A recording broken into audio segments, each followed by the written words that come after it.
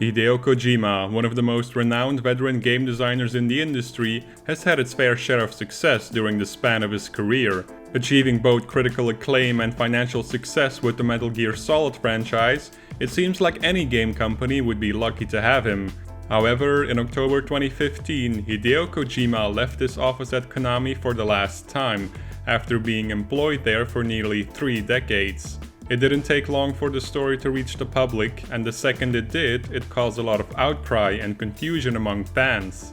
Metal Gear Solid 5: The Phantom Pain had come out a couple of months prior and proved to be another hit for Kojima, selling 3 million physical copies within the first 5 days of release. So why did Konami shut the door on him there and then? It turns out Konami and Kojima had been drifting apart for years, both developing their own ideas and vision on what the company should focus on. That shift in focus goes as far back as 2007 with the launch of the first iPhone. It was around this time the Japanese company Gree saw a new opportunity in the rise of the mobile market and started to experiment with their online games. They would offer their games for free to its customers and added bonus content that could be unlocked for a small price, a system we now know as a free-to-play model. A year later, when the financial crisis in America was in full effect, the cost of TV advertising in Japan took a sharp dive as a result. Mobile game companies like Gree didn't hesitate to take advantage of the situation and started mass advertising their quote-unquote free games by comparing them to consoles, PCs and traditional video games and the price they come with. The strategy proved successful, and Gree grew into one of the largest mobile game operators today, with millions of registered users playing their games. Konami watched closely as these new mobile games garnered immense popularity and quickly decided they couldn't stay behind. In 2010, Konami released their first 2 mobile games, called Dragon Collection and Sengoku Collection, and they became a huge success for the company. Combined, they had 9 million registered users, and thanks to the microtransactions within both games, it helped Konami boost its profits by almost 80% between 2011 and 2012. While developing games for consoles and PC was still profitable for Konami, they couldn't ignore the high cost of developing these big AAA titles. The budget for Metal Gear Solid 4 was estimated to be between $50 to $70 million, and its sequel, The Phantom Pain, had an even higher budget of over $80 million. Not to mention the time it took to develop these entries in the Metal Gear Solid franchise. By the time The Phantom Pain came out, it had been 7 years since the last main console iteration.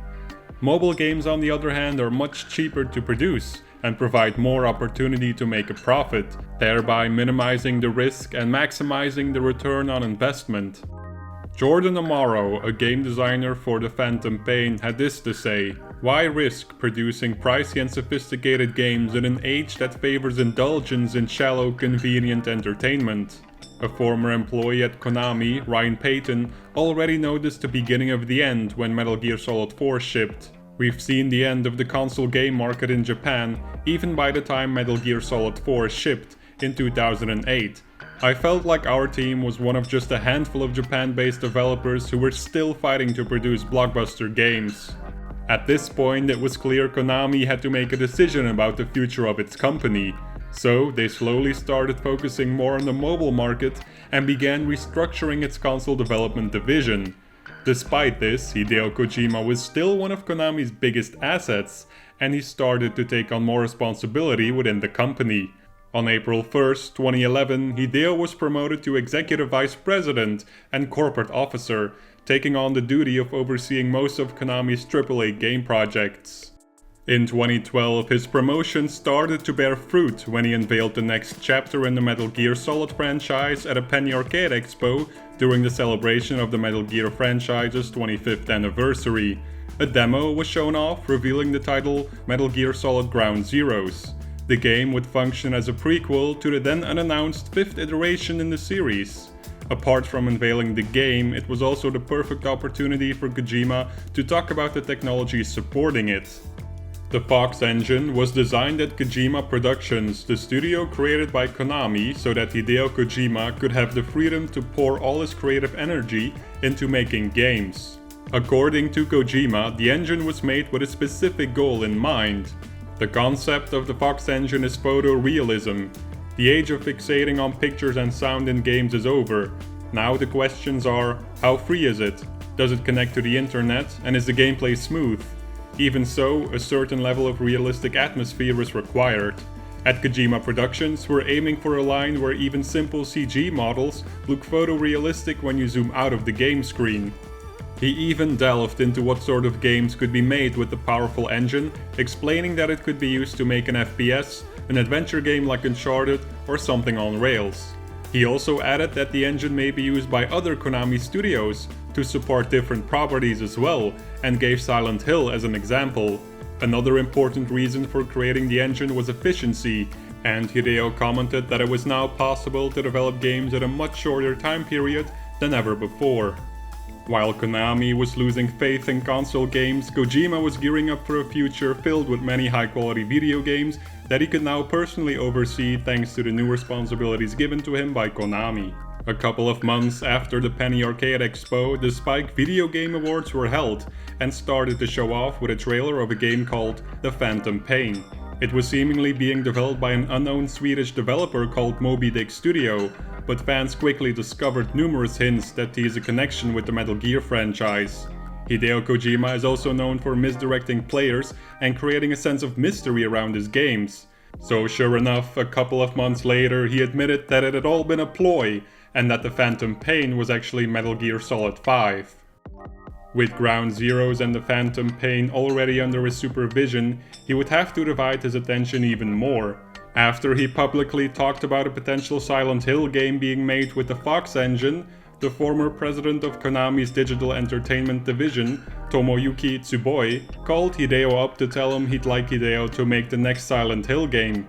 It was an offer the game designer simply couldn't refuse, even though Kojima admitted he gets scared easily. Honestly, I'm kind of a scaredy cat when it comes to horror movies, so I'm not confident I can do it. At the same time, there's a certain type of horror that only people who are scared of can create, so maybe it's something I can do. That said, I think Silent Hill has a certain atmosphere. I think it has to continue, and I'd love to help it continue. And if I can help by supervising or lending the technology of the Fox engine, then I'd love to participate in that respect. In March of 2014, Konami announced that Tomohiro Uesugi had been promoted to the role of president of Konami Digital Entertainment. This might have been one of the crucial moments that led to Konami and Hideo Kojima parting ways, mere months after the release of Metal Gear Solid 5, especially if you read between the lines in the way Konami spread the message to the press. Mr. Uesugi brings a reputation and history as a transformational leader with a strong track record of driving revenue and promoting organizational development. Before he joined Konami back in 2013, he gained experience at financial advisor KPMG Asia and at Sumitomo Trust and Banking's real estate division. There's no denying any company would want a smart businessman behind the wheel, but knowing what we know now, it seemed like Konami was desperately trying to steer the ship in a vastly different, more profitable direction. This would ultimately mean that the company would start putting profits first and artistic vision second. On March 18th, days after Uesugi got his promotion, Metal Gear Solid Ground Zeroes was released, but there was no time to celebrate yet since Kojima Productions was still hard at work to complete the Phantom Pain. Later that year, fans of Silent Hill did celebrate when the now infamous PT demo was announced at Gamescom, followed by its release on the PlayStation Store on the same day.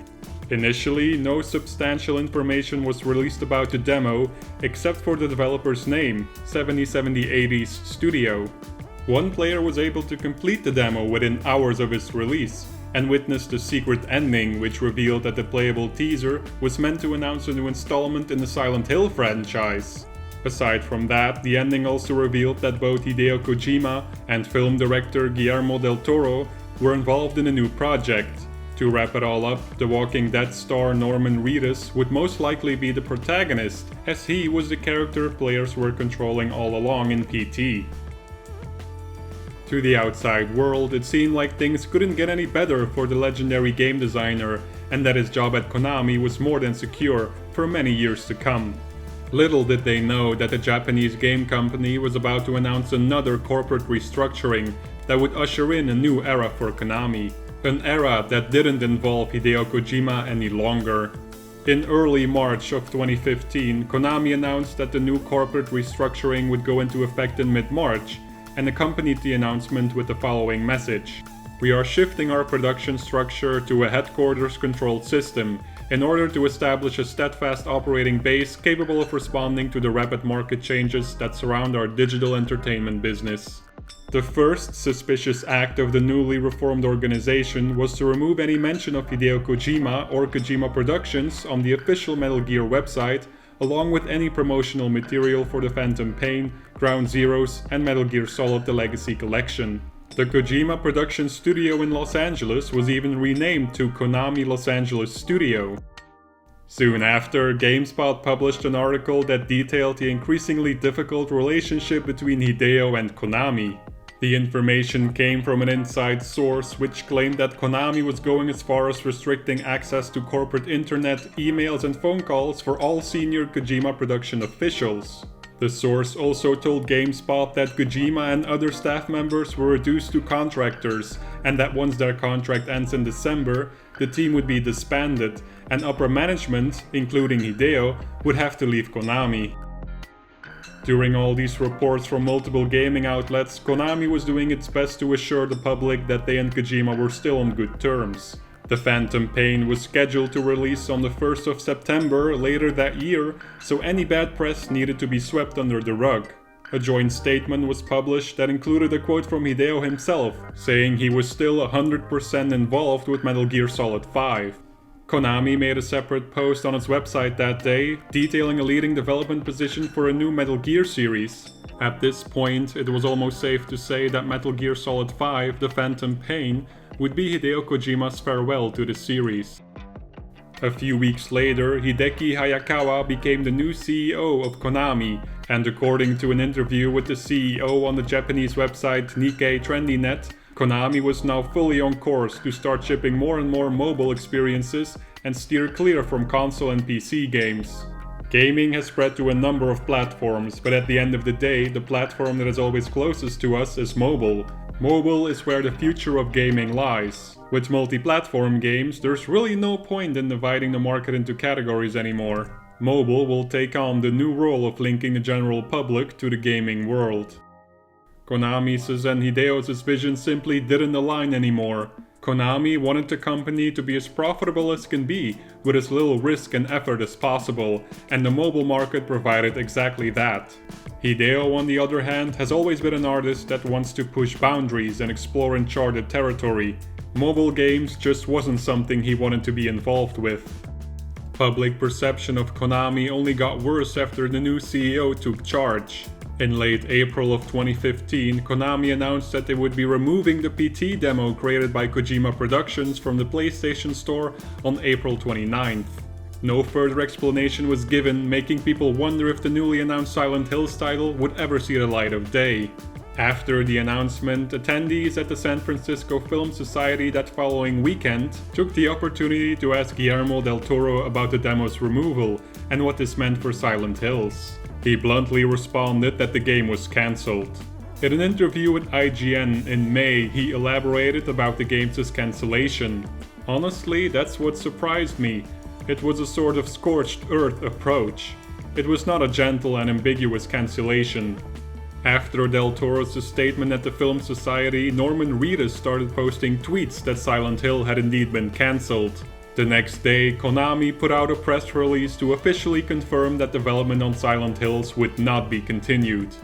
In July, it was discovered that Konami wanted to fully erase Hideo's history at the company by removing his name and the logo of Kojima Productions from the final box art of Metal Gear Solid 5, just like they had done with all the other promotional material. But the final nail on the coffin was yet to come. Hideo Kojima reportedly left the offices of Konami for the last time on the 9th of October, after a farewell party that was rather cheerful, but also an emotional goodbye, according to an employee. Konami swiftly denied this and claimed that Hideo and the rest of his team were only taking an extended break after work on Metal Gear Solid 5 had finished. A few weeks later, the Kojima production studio in Los Angeles had to close its doors for good. The most devastating blow to Hideo Kojima's name and legacy happened in December of 2015 during the Game Awards. When The Phantom Pain was released in September, it was met with huge critical acclaim, and as a result, it was nominated in 5 different categories at the annual award show. It managed to snatch up 2 awards that night, one of them being for Best Action Adventure Game. When it was time to accept the award though, actor Kiefer Sutherland, who voiced Snake in the game, came up on stage on behalf of Hideo Kojima. Immediately afterwards, Jeff Keighley, the creator of the Game Awards and personal friend of Hideo, took the stage and personally addressed the crowd and everyone watching at home. As you noticed, Hideo Kojima is not here with us tonight, and I want to tell you a little bit about that. Mr. Kojima had every intention of being with us tonight, but unfortunately he was informed by a lawyer representing Konami just recently that he would not be allowed to travel to tonight's awards ceremony to accept any awards. What should have been a celebrated moment in the game industry's history, a last thank you to the game director and visionary who dedicated over 15 years of his life to the Metal Gear Solid franchise, had quickly turned sour. Konami, an entertainment company once known for helping to create some of the most beloved game franchises around the world, like Castlevania, Silent Hill, Contra and Metal Gear, was now shunned by the same people that used to play their games. Luckily for Hideo Kojima, there was finally some good news on the horizon later that month. His contract with Konami expired on the 15th of December and was happy to share that piece of information on his personal Twitter. Just a day later, Sony released a video where Andrew House, the president and global CEO of Sony Computer Entertainment, announced a partnership with none other than Hideo Kojima. During his time away from Konami, Hideo wasn't going to let his former employer be the end of his career, and kept himself very busy setting up his own independent studio that was once again called Kojima Productions. Because of non-disclosure agreements, we'll probably never know the full story as to exactly why Konami went to the lengths it did, and decided to publicly disgrace one of its most respected former employees in the game industry, even going as far as removing any mention of his existence at the company. In the end, Kojima wanted to keep making games, and Konami wanted to run a successful business. It seems like both parties got what they wanted. A few years after the breakup with Konami, Hideo was willing to share more about his emotional state during his difficult time right after he had to leave his office at Konami. I was creating games for 30 years and I was very confident about creating games, but I had nothing to start with. It was from scratch. No office, no staff, no materials or things to work on, no machines. I thought I had lost everything, but I found out that I had a lot of connections, like Sony people, like Norman Reedus, like Jeff Keighley. I really wanted to reconnect with these people that I thought were really important. To right the wrong that had happened during the Game Awards of 2015, Jeff Keighley proudly presented Hideo Kojima with the Industry Icon Award the following year. On stage, Hideo told the crowd that he thought he had lost everything, but soon realized he hadn't actually lost anything. This realization, along with some cookies he received at a hotel in Osaka, gave Hideo Kojima the strength to move on and start an exciting new chapter in his gaming career.